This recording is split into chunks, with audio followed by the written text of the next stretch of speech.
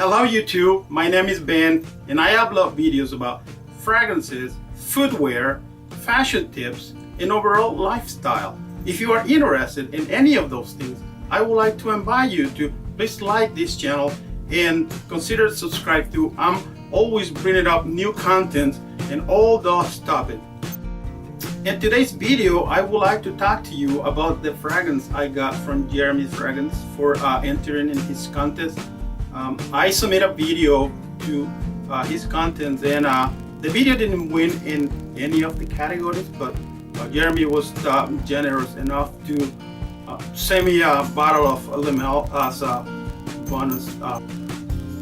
Lamel is the original of many flankers. It came out in 1995 by the perfumist Francis Kurkdjian. Many reviewers describe these fragrances as a bubblegummy, minty, and you can definitely tell that there is some mint in their note, there is some bergamot, there is some cinnamon, and it is a blend of many different ingredients. It is said that back then in 1995, this was the fragrance of choice for many guys. It was a very popular fragrance. And despite the fact that it came out in 1995, the scent doesn't come out as old fragrances or outdated fragrances. I always wanted to try Lamel, and thanks to Jeremy Fragrance generosity, I was able to do so. Who do I think it can wear Lamel? I think this fragrance can be worn by anybody from the age of 18 years old and up. Man will be okay wearing this. Where do I think Lamel will be appropriate to wear? I think this fragrance can be wear pretty much anywhere, like work, school.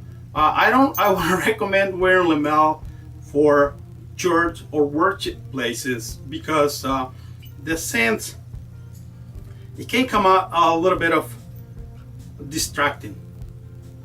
The presentation of Lamel, the bottle, is always a starting conversation point.